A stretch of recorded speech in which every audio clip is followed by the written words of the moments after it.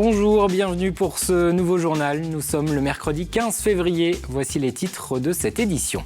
Quel avenir pour le littoral vendéen ? Nos 250 km de côte doivent faire face à deux défis. D'un côté, les changements climatiques, de l'autre, la pression urbaine et démographique. Comment concilier ces enjeux environnementaux et le développement économique ? Cette question était au cœur d'un colloque régional. La calarrhose menace de décimer les frênes têtards du Marais Poitevin. Cette maladie a été repérée ces derniers mois sur les arbres emblématiques de la Venise verte. Aucun traitement n'existe pour le moment. Avant de voir disparaître tous les arbres, le parc du Marais Poitevin a décidé de mettre en place une opération de reboisement. Et puis rencontre dans ce journal avec deux étudiantes de la région qui seront dans quelques jours au Maroc pour le 4L Trophy. Un raid sportif sur les pistes du désert, mais aussi une aventure humaine et solidaire, puisque les deux jeunes filles ont embarqué avec elles du matériel pour des associations caritatives. Faut-il assouplir la loi littorale ? La question divise des députés et sénateurs. Le Parlement discute en ce moment d'une modification du texte qui réglemente depuis 31 ans maintenant les constructions le long des côtes françaises. L'objectif de la loi en 1986 était d'éviter une bétonisation du bord de mer. Il y a quelques jours, lors d'un colloque régional, cette question de l'avenir du littoral a été abordée. Certains élus appellent désormais à un assouplissement du texte, car les côtes, notamment vendéennes, attirent de plus en plus d'habitants et les élus veulent favoriser le développement économique de leur territoire. Grégoire de Châtillon. Malgré une élévation de la mer estimée jusqu'à 1 mètre pour 2100, le littoral fait l'objet de nombreuses convoitises. Heureusement, il existe une loi qui protège nos côtes, la loi littorale. Elle date de 1986, mais est-elle toujours d'actualité face à l'impact du changement climatique ? Je dirais que cette situation justifie a posteriori le fait qu'on ait établi la bande inconstructible des 100 mètres et limiter les possibilités de construire dans les espaces proches de la mer. Et donc, autrement dit, il y a eu une sorte de prémonition. La loi littorale est aujourd'hui le seul outil, mais il va falloir aller plus loin, surtout lorsque l'on apprend que selon l'INSEE, près de 40% de la population devrait s'agglutiner sur ces territoires en 2040. Chez nous, en Vendée, les secteurs vulnérables sont bien identifiés. Dans le sud du département, personne n'a oublié, je pense, l'exemple triste et dramatique de la Faute-sur-Mer. Donc tout ce secteur-là du sud Vendée est très exposé. Et dans le nord, il y a Noirmoutier, donc une île, donc déjà forcément très très exposée. Et puis en arrière, le Marais breton. Je pense que dans les années qui viennent, oui, il y aura peut-être des préoccupations très très sérieuses dans ces secteurs-là. L'ambition de ce colloque est de concilier enjeux environnementaux et économie pour les 7500 km du littoral français. Localement, cet équilibre est aussi à trouver pour les stations balnéaires, notamment face à la pression immobilière. On a un projet important sur Saint-Hilaire-d'Orier qui est lié au développement économique et qui relève d'une thalassothérapie. Il y a un référendum. La population qui vote à un instant donné ne mesure peut-être pas les conséquences 20, 30, 40 ans après de ces constructions-là. Donc, par exemple, mon prédécesseur, en 1989, a interdit les constructions trop hautes en bord de mer. Eh bien, de mon côté, il faut aussi que j'en prenne bien la mesure pour savoir comment je peux corréler la défense contre la mer, l'économie et l'écologie pour maintenir un cadre de vie correct sur ma commune. Témoignages, perspectives, tout au long de la journée, les intervenants ont exposé leur vision du littoral de demain. Direction le sud du département à présent pour parler des arbres emblématiques du Marais Poitevin, les frênes têtards. La plupart ont entre 100 et 150 ans. Un patrimoine végétal aujourd'hui menacé par un champignon, le Calarat fraxinea, plus communément appelé calarrhose. Cette maladie qui ne s'attaque qu'aux frênes se propage en France. Depuis quelques mois, notre département est désormais touché. Il n'existe aucun traitement efficace à ce jour. Alors, le parc du Marais Poitevin a décidé de lancer une opération de reboisement avec de nouvelles espèces d'arbres. Cyril Guillet. Donc là, ce rameau-là risque de pas faire de feuilles à la saison. Depuis le mois d'octobre de l'année dernière, la calarrhose s'attaque aux frênes du Marais Poitevin. Et c'est ici, dans la commune du Vanneau, que les premiers symptômes ont été identifiés.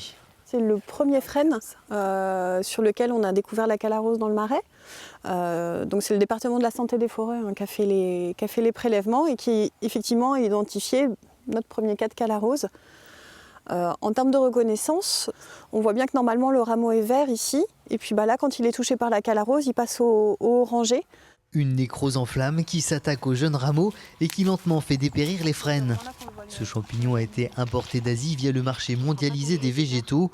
Aujourd'hui, c'est quasiment l'ensemble du nord de l'Europe qui est touché. Arrivé dans l'est de la France en 2008, sa propagation est lente mais inévitable. On va avoir les feuilles et puis les premiers rameaux qui vont être attaqués comme ici. Et puis la feuille en séchant à l'automne va tomber au sol. Et une fois qu'elle sera tombée au sol, elle sera dans la litière. Et c'est là que le champignon va se développer en fait. Pour anticiper le dépeuplement des 400 000 frênes têtards du Marais Poitevin, soit 80 à 90% des arbres plantés sur ce territoire, le parc lance un appel à projet visant à reboiser le marais avec d'autres essences d'arbres.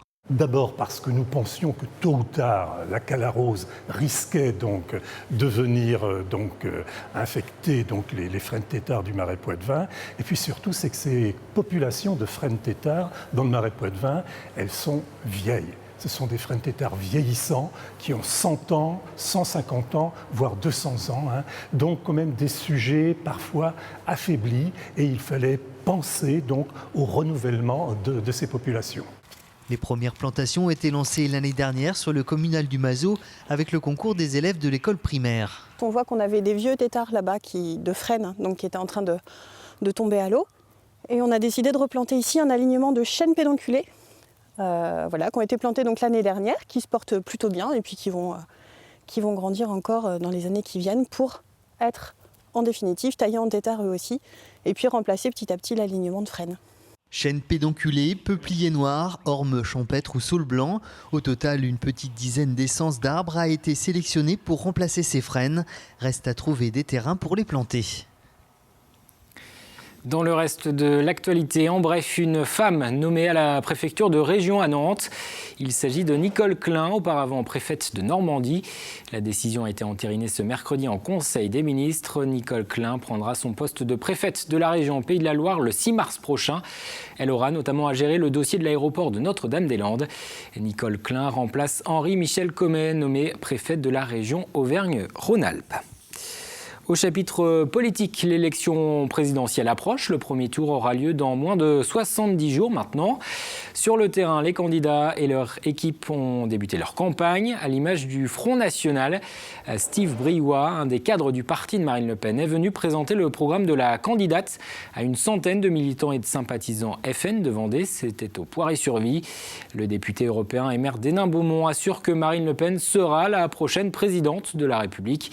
Il assure que les propositions du Front National répondent aux préoccupations des Français. Aujourd'hui, Marine Le Pen est candidate non pas pour faire de la figuration, non pas pour faire 15% ou pour uniquement accéder au second tour. Elle y va pour gouverner la France, pour gagner la présidentielle. Et depuis 2012, il y a eu beaucoup d'évolutions. En 2012, Marine avait obtenu 18% au niveau national et depuis, le Front National a prouvé, scrutin après scrutin, départemental, régional, européen, qu'il était le premier parti de France. Et ça change tout. Et à noter qu'en marge de cette venue, un rassemblement était organisé pour protester contre la tenue de cette réunion du Front National. La manifestation a réuni une trentaine de personnes devant le lieu où le FN s'était regroupé. Rencontre à présent avec deux jeunes étudiantes de la région. Emma et Sarah ont 21 et 23 ans. Elles ont décidé de partir à l'aventure. Elles font partie des 3000 participants au 4L Trophy, un raid étudiant organisé chaque année entre la France et le Maroc. Au programme 6000 km à parcourir à bord de leur voiture ancienne. Un rallye à vocation également humanitaire. Cela fait 1 an qu'Emma et Sarah préparent ce projet. Elles ont dû trouver des partenaires pour boucler leur budget. Élodie Pépin a retrouvé les deux jeunes filles juste avant leur départ. C'est l'heure des derniers préparatifs. Dans quelques jours, Emma et Sarah seront sur les routes du Maroc. Les deux jeunes filles participent pour la première fois au 4L Trophy. Elles ne sont pas encore parties et déjà, il faut surmonter une première épreuve. Il faut tout faire rentrer et c'est pas évident. Il reste fusée de détresse, Les fusées de détresse font partie des équipements obligatoires qui leur ont été imposés parmi une liste fournie par l'organisation. Des couvertures de survie, il nous en fallait 2, des barres énergisantes, il nous fallait aussi des jerrycans d'essence pour qu'on puisse aller chercher de l'essence quand on sera sur le bivouac du Catrel Trophy. Donc voilà, on avait toute une liste bien détaillée à acheter. Et dans leur bagage, les filles ont aussi pensé aux cartables, aux feuilles et aux stylos. Car le Catrel Trophy est avant tout un raid humanitaire. Les équipages distribuent des fournitures scolaires aux enfants défavorisés. C'est la première fois qu'on fait quelque chose d'aussi fort toutes les deux. Et oui, ça va nous faire changer et je pense mûrir et j'espère prendre goût encore plus de projets, de voyages, d'humanitaire. Pour participer à ce raid, les 2 jeunes filles ont réuni 9 000 €, dont 2 400 € pour l'achat de la voiture.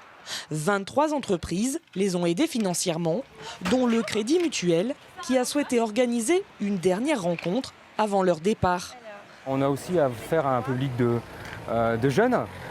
Et donc là aussi, on a envie de renforcer ce positionnement sur ce marché des jeunes et leur montrer aussi qu'on est là pour les accompagner dans leurs projets d'entraide, mais aussi au quotidien. Merci beaucoup. Voilà, Merci à bientôt. Comme Emma et Sarah, 3000 étudiants prendront le départ ce jeudi de Biarritz, direction Marrakech. Au programme, 6000 km à parcourir pour 2 semaines d'aventure. Voilà qui nous amène au sport. C'est reparti dans le Vendée Globe pour Conrad Coleman. Le Néo-Zélandais avance de nouveau. Il a réussi à installer un gréement de fortune sur son IMOCA. Il a repris donc sa route vers les Sables d'Olonne en s'éloignant des côtes portugaises. Conrad Coleman pointe désormais à la 13e place du classement. Difficile pour le moment de déterminer une date d'arrivée. Pour les autres skippers, en revanche, les estimations se précisent. Les conditions météo ne sont pas très favorables. Le vent est en train de faiblir dans le golfe de Gascogne. Résultat, Arnaud Boissière a peu de chances de terminer son tour du monde ce jeudi. Selon l'organisation du Vendée Globe, il arrivera plus probablement vendredi matin au Sables d'Olonne à la 10e place. Fabrice Amédéo lui arrivera samedi ou dimanche. Quant à Alan Roura, il pourrait franchir la ligne entre dimanche et lundi, mais le skipper suisse a indiqué qu'il ferait tout pour arriver avant la fin du week-end. 3 arrivées donc en quelques jours et ce rythme devrait se poursuivre. L'Américain Rich Wilson est attendu au Sables d'Olonne en milieu de semaine prochaine, sans doute mercredi. L'Espagnol Didac Costa jeudi et Romain Atanasio vendredi 24 février. En cyclisme, le circuit des plages vendéennes se poursuit. La course, on le rappelle, lance la saison sur route. Lors de la 3e étape ce mardi à Chantonnay, c'est l'ex-coureur professionnel Johan Payot de l'équipe Océane Top 16 qui s'est imposé. Vous le voyez sur ces images de Jean-Marie Bidot. Une victoire en solitaire. Le nouveau leader au classement s'appelle Damien Gaudin. La 4e étape de ce circuit des plages, ce sera ce jeudi aux Achats. Le Zoo des Sables vient de rouvrir ses portes pour une nouvelle saison. Le parc regroupe plus de 300 animaux et accueillera au printemps prochain une nouvelle espèce, le potamochère, un sanglier originaire d'Afrique. En attendant, le zoo organisait le week-end dernier un carnaval des animaux, une série d'animations à destination des familles.